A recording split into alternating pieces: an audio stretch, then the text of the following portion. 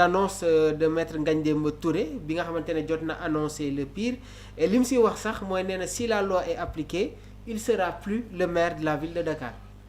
loolu moom c'est sûr. te ñoom gis nga xam nga démb. j'en ai un peu parlé ak Thioune sànq. waaw xam nga dafa am lu ñuy juum. dafa am ñaari article xam nga pour enlever les mandats de Macky. l'état vise su dee sa état bi moo ko def les gens visaient le mandat de Barthélemy. visaient trois articles yooyu bu ci nekk dafa am ku ñu ko war a adressé. exactement. xam nga bële. kan moo ko jël c'est wax naa la ko sànq ma ne la c'est le ministre de la justice. mooy veiller à l'exécution des peines. moom moo jël peine bi ñu tëj Barthélemy dem jox ko le président de l'Assemblée nationale. exactement El Malick moo ko lire ñu dessaisir Barthélemy suivant le règlement intérieur. ñu dessaisir Barthélemy de son mandat de député te Barthélemy waroon na xam loolu soo seetloo su boobu sax moom ñëwul. ban léegi nag. dafa am beneen article boo xamante ni boobu. code général des collectivités territoriales la. d'accord mooy article 135. 135 moom la ñu utiliser woon. pour jël mandat wu Khalifa Sall. d'accord Khalifa Sall mais la différence entre Khalifa Sall ak Barthélémy Diaz xam nga article 135 boobu dafa ne. su dee crime dafa nit ki dañ ko condamné. qui exige une condamnation pour un crime.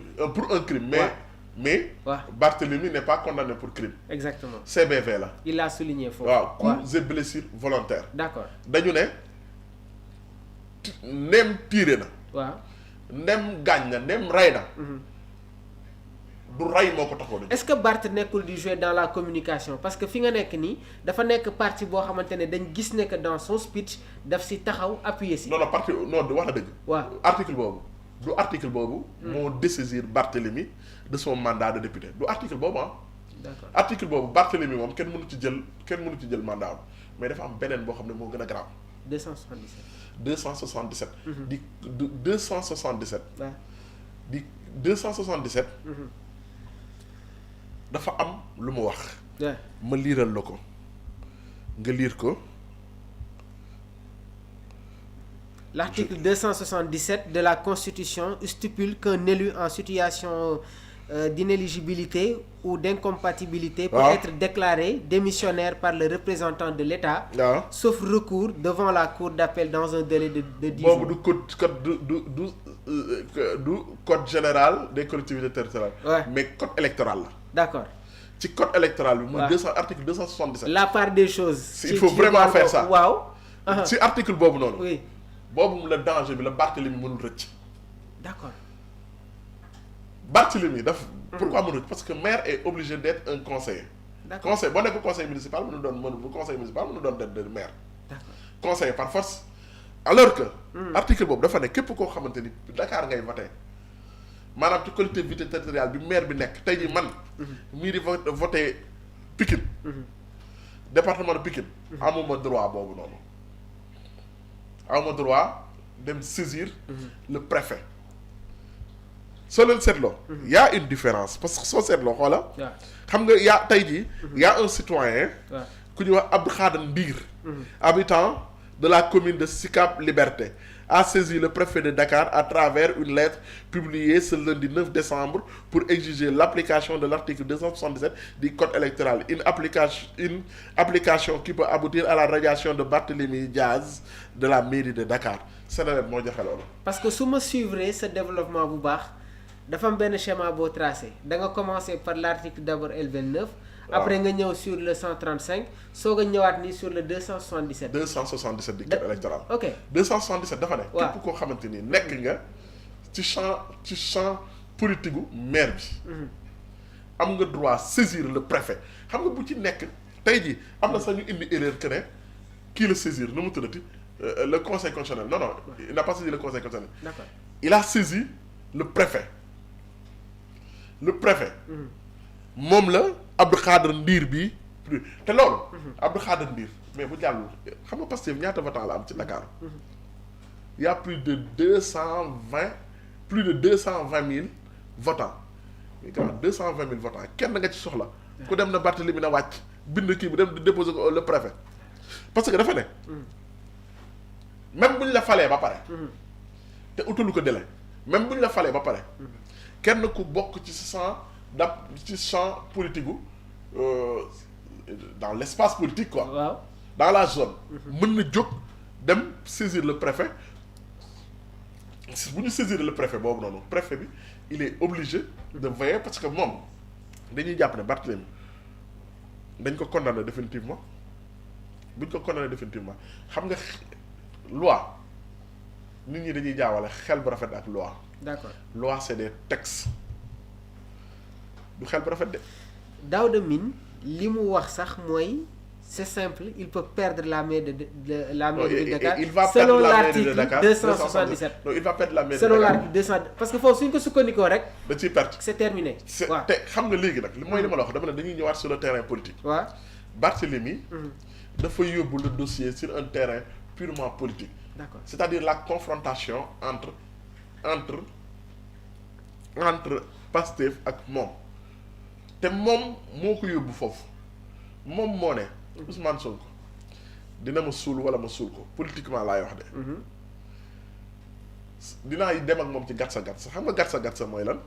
nee naa la gatsa mooy absence d'élégance républicaine. dañuy defante œil pour œil dent pour dent. kenn du ci xool lu rafet. na métti na ñaaw na salte mais boo demee ci koo xamante ni yaa ne na métti na ñaaw na salte nga dem ba benn moment ñu téye leen nga ne nañ rafetal jeex na. connaissant le discours de Barthélémy Dias son attitude ak kàddu yi nga xamante ne jot na ko wax tey à quoi s'attendre réellement. xam nga Barthélémy waaw il avait opté pour une bonne stratégie. mooy la depuis que Diomaye falu na. Barthélémy il n'avait pas jugé bon d'attaquer frontalement le Pastef parce que quoi qu'on puisse dire. parce que Barthélémy cette condamnation c'est ce qu'on appelle en français un épée Damoclès maanaam épée boo xam ne saa boo yëkkatee sa baat rek mën na la dakk. exactement.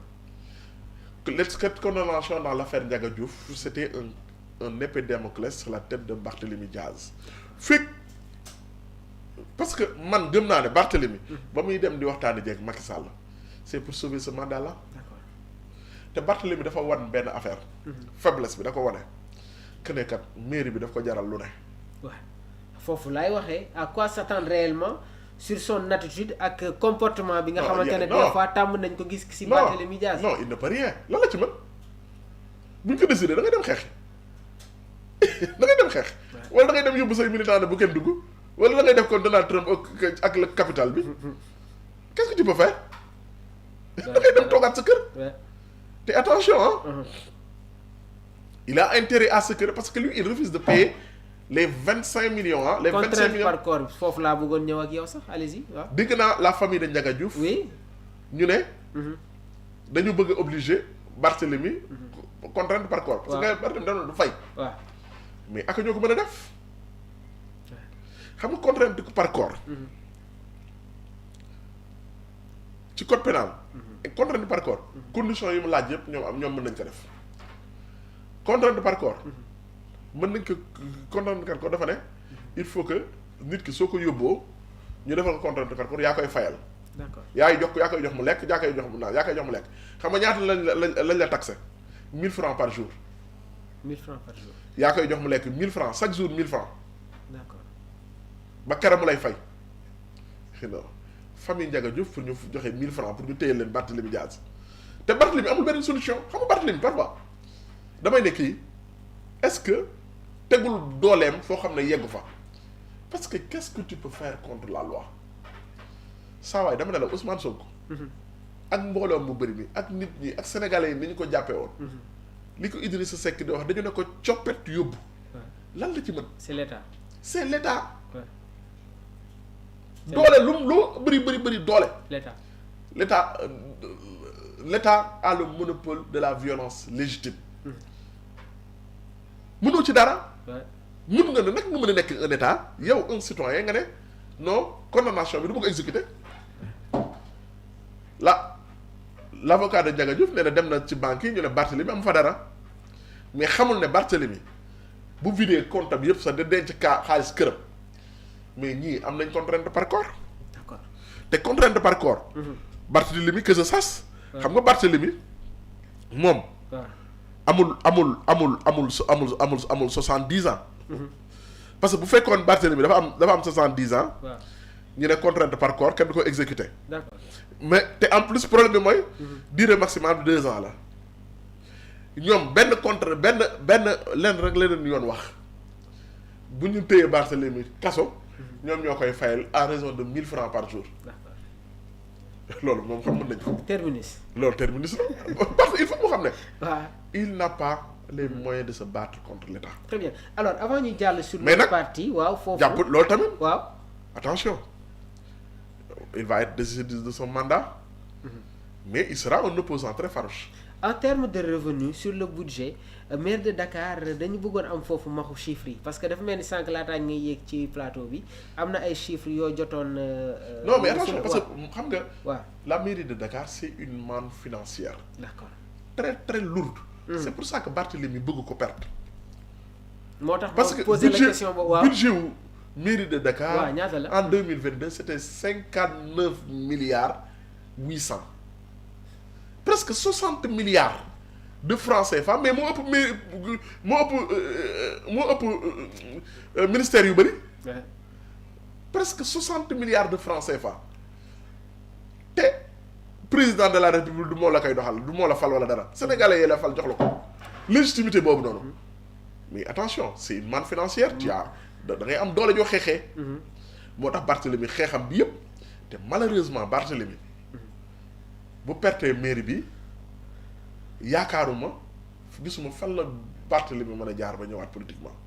foofu la ñuy jaare nii xaalis bi bëri mais effectivement ma ko ñu continuer rapidement li nga xamante ne moom mooy actualité bi nga tijji tamit brèche bu am solo trop donc il faut que ñu wax tuuti sur li nga xamante ne moom mooy la bonne gouvernance sur le plan financier le président de la République jotoon recevoir en audience ki nga xamante ne moom mooy Karim Wade foofu nag am na ay questions yi nga xamante ne jot nañ ko soulever le débat est un peu agité mais qu'est-ce que Karim Wade peut rapporter au président Diomaye sur le plan financier grand Mokho.